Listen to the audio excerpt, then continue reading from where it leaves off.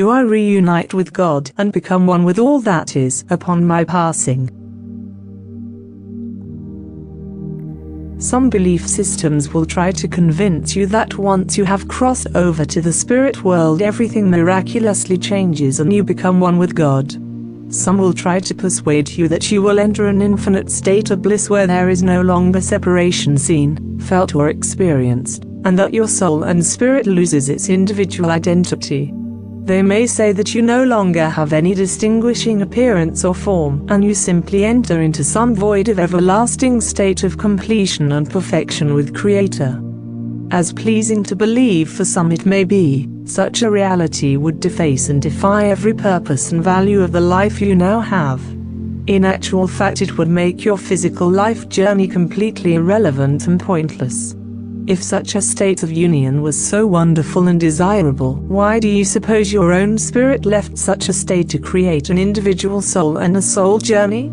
It was not so you could have one human incarnation then return back into all there is, for all there is a continuation of creation. To be one with all there is to be one with continuation.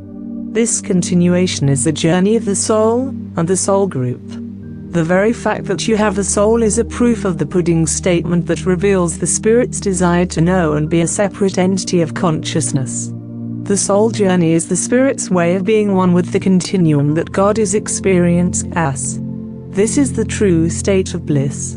This is the true adventure and relationship with God.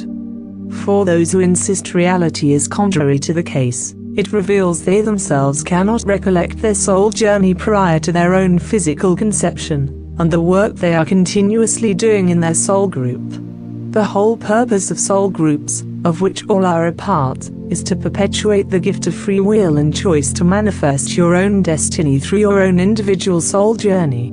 It is through this gift, this vehicle of individualness, that all of what God is can be created, explored and experienced through the mechanism of time and co-manifestation. The state of which you in fact ascend to upon your passing is more or less the same as you experience in physical life. You still retain all the many human facets of thought and feeling, all those beliefs that form your identity. The difference will be that many souls will gain swift access to a much broader range of opportunities and potentials in the spirit world. They will have access to a whole wealth of resources, knowledge, understanding and direction. Some soul pathways and modes of exploration, especially when venturing into other dimensional states, can be described as being one with everything, because that is simply a close approximation to the description of the experience in human language. It is not in fact a literal experience of being one with everything, but a state of consciousness, a state of being that resembles your idea of what it would feel like. A literal experience of being one with everything cannot be achieved as and within a state of soul over spirit.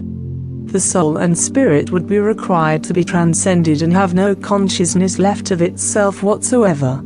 So then, any experiences the spirit has via the soul journey which resembles being one with everything is purely an individualized interpretation. It is not possible to experience a literal state of oneness whilst in physical form, only a fragmented reflection that meets the individual's current state of comprehension. The same applies in the immediate afterlife. What is experienced then is a oneness with your divine spirit, and the bliss attained within your own understanding of the continuum that God is experienced as. As more and more of this continuum is explored, the more you literally become one with all that is. When the soul becomes light and transparent, the spirit shall shine through more profoundly. This is what is known as enlightenment and ascension. It is through this understanding you can ascend closer to your higher self and that which is God. There is no journey to God but through you. There is no love of God but through you. There is no one with God but the continuum explored through you.